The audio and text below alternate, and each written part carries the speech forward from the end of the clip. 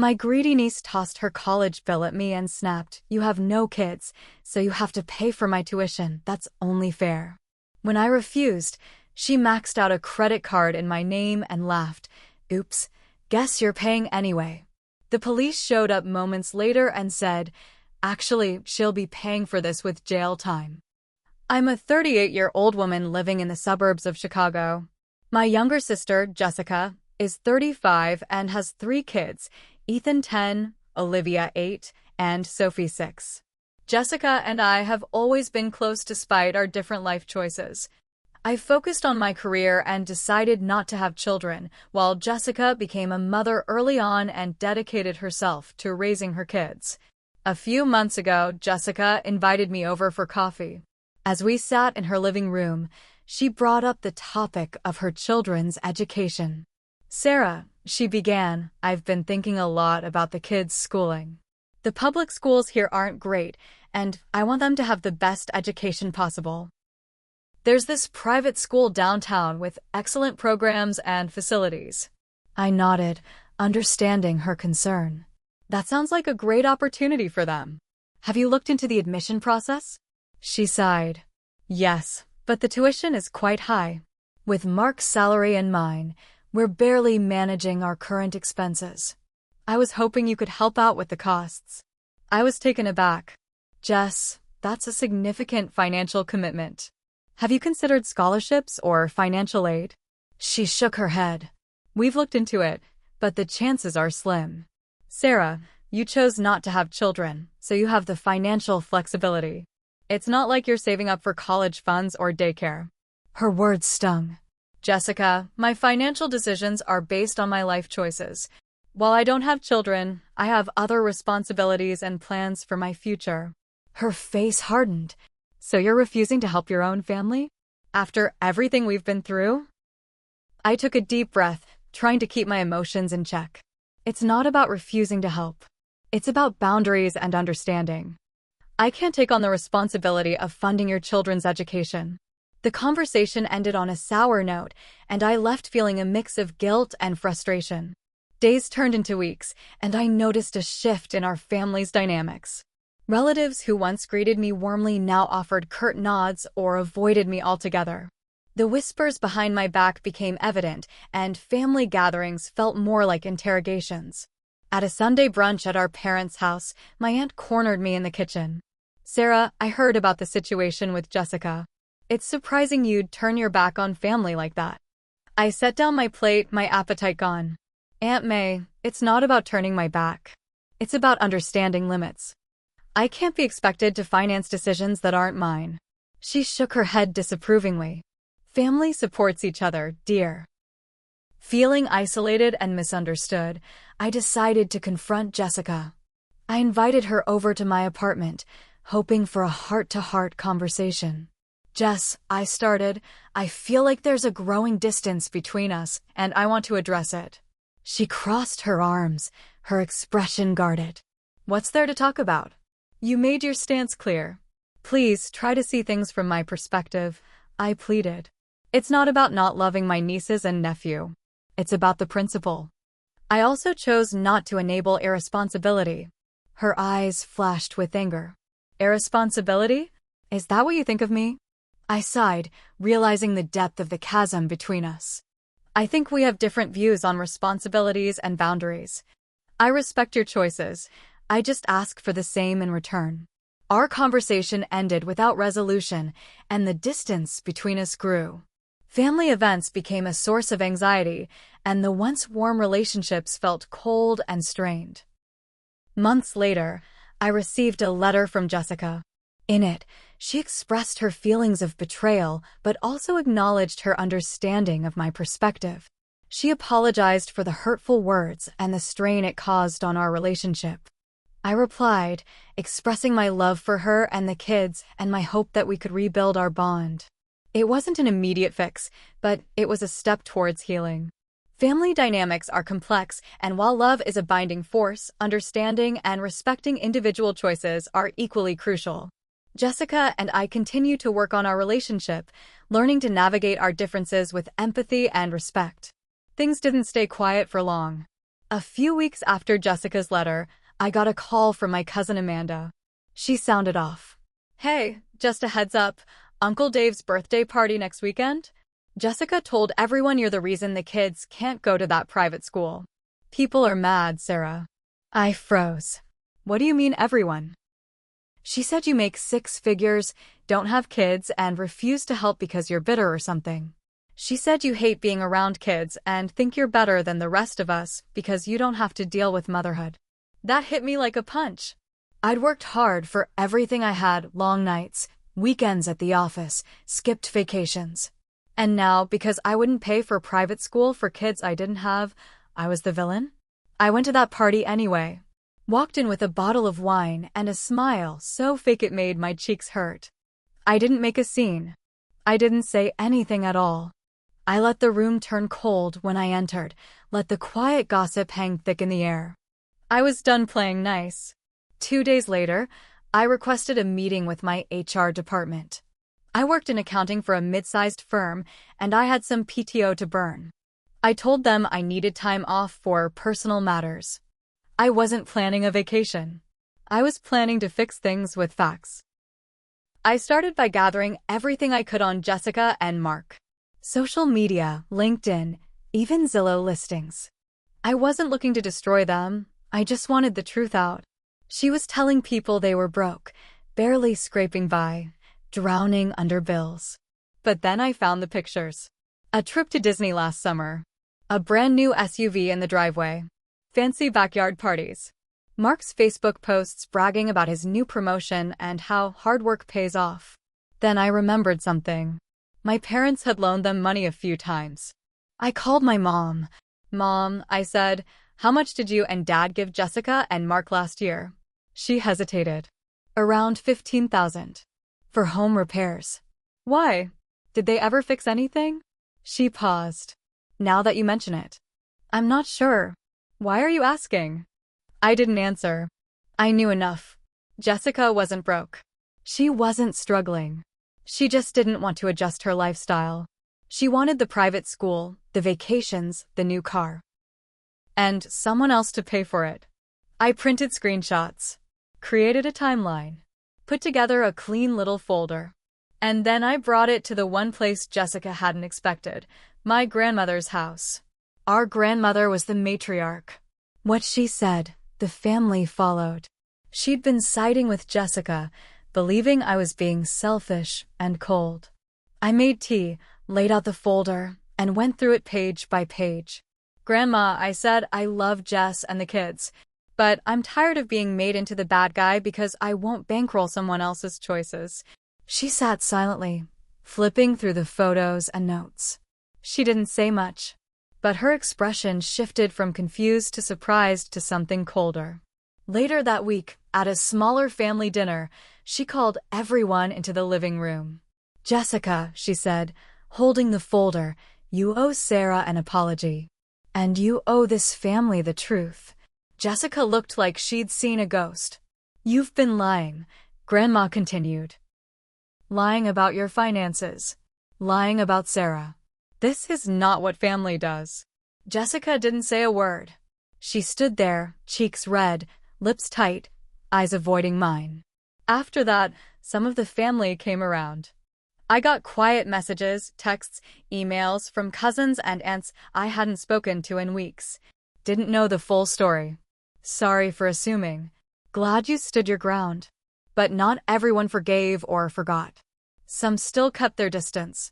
Some still saw me as the childless career woman with a cold heart.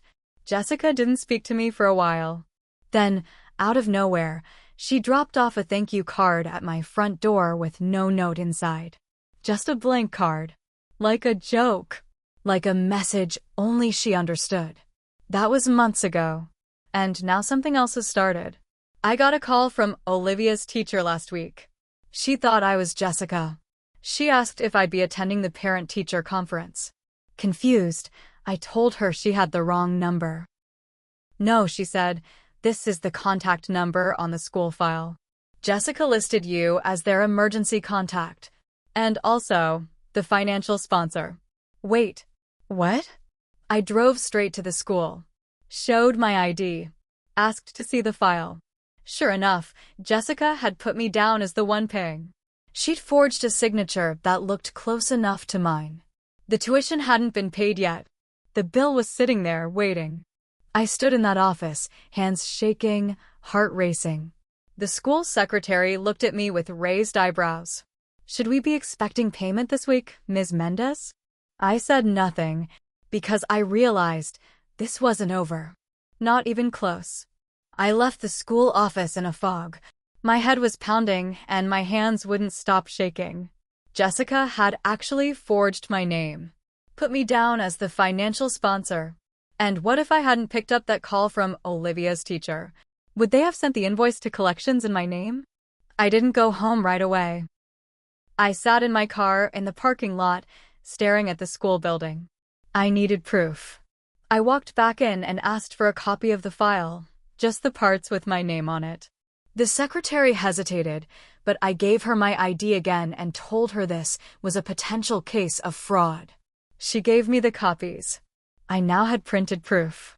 Jessica had faked my signature and tried to stick me with a $28,000 bill for a year of private school.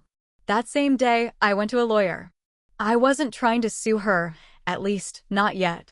But I needed to know my options. He looked through the documents and immediately raised his eyebrows. This is serious. If the school had processed that and sent a claim to collections, your credit could have taken a hit.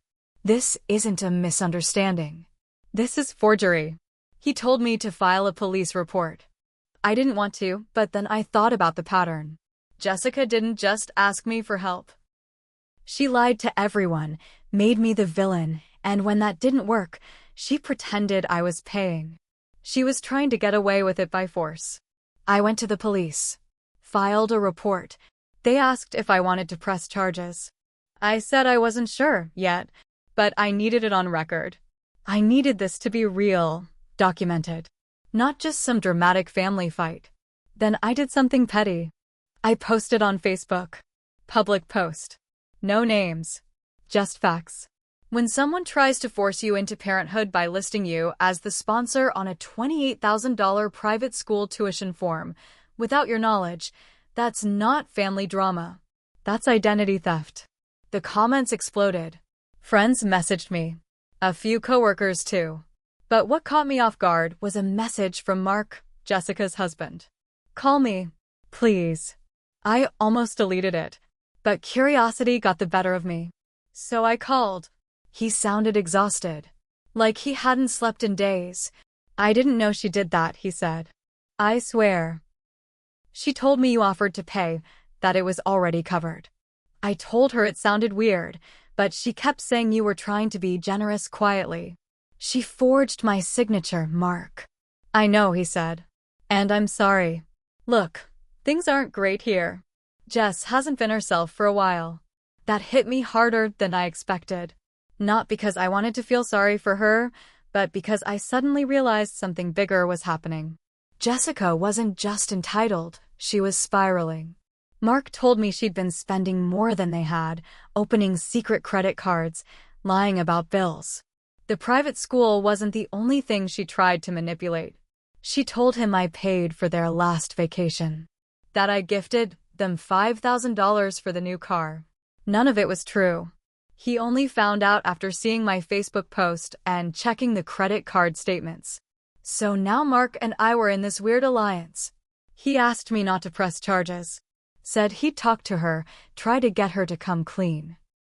I agreed to wait. But things only got messier. 3 days later, my parents showed up at my place unannounced. We need to talk, my dad said, looking like he was about to sit me down for a scolding. I braced myself. Jessica told us you're trying to destroy her family, my mom said.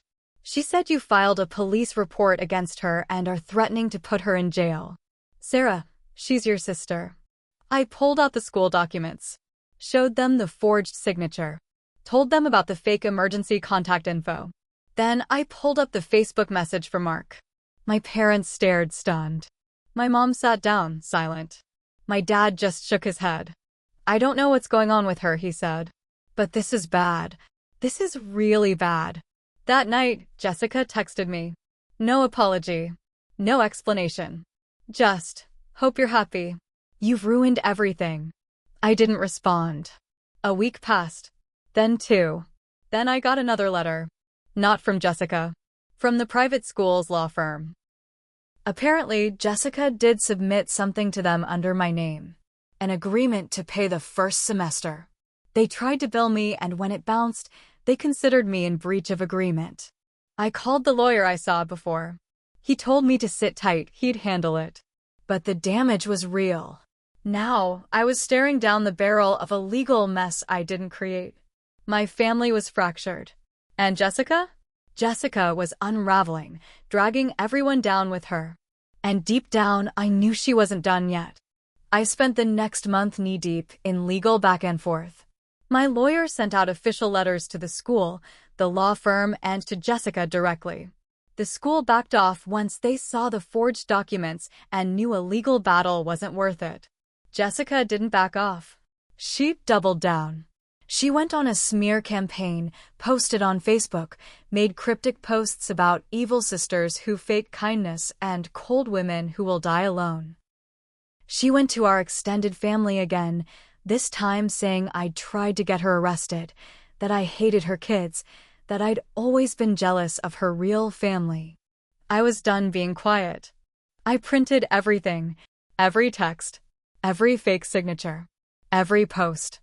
I emailed it all to every single family member, cousins, uncles, aunts, even old family friends. The email subject line was simple, the truth. Inside, I included a short message. I didn't ask to be part of this mess. I asked for peace. Instead, Jessica dragged me through lies, used my name for money, and tried to shame me for not funding her life. These are the facts. Do with them what you will. The fallout was immediate. Half the family went silent. The other half started calling me, apologizing, saying they didn't know. A few of them stopped talking to Jessica altogether. Jessica, furious, tried to claim I hacked her accounts. She said the screenshots were fake. Then Mark, her own husband, confirmed everything I said. In front of everyone. At Grandma's house during Sunday lunch. She used Sarah's name to sign a tuition agreement, he said. I didn't believe it until I saw the papers myself. Then he dropped a bomb I wasn't ready for. And that wasn't the first time. She's used my name too. Took out a credit card in my name last year. I found out when I got hit with a collection notice. The room fell dead silent. Jessica tried to speak, but nothing came out. Mark filed for divorce 2 weeks later. Took the kids and moved in with his parents. Filed a fraud report too. His lawyer said it was necessary for his case. Jessica ended up being investigated. Not arrested, not yet. But she got hit hard. The school blacklisted her kids for faking documents. She lost most of her support system. Even Grandma stopped defending her. And me? I wasn't proud of everything I did. Posting online, dragging the family into it, airing out dirty laundry. It was ugly. I didn't enjoy any of it. But I wasn't going to sit there and let someone stomp all over my name, my career, and my life just because I made different choices. Jessica wanted revenge because I wouldn't pay for her kids' school. What she got instead was exposure. She lost her marriage, her fake image, her fallback plan. She always assumed I'd fold, that I'd keep the peace, stay quiet for the sake of family. Not this time, because here's the truth. I didn't choose not to have kids so I could bankroll someone else's. I chose peace. She chose war. And she lost.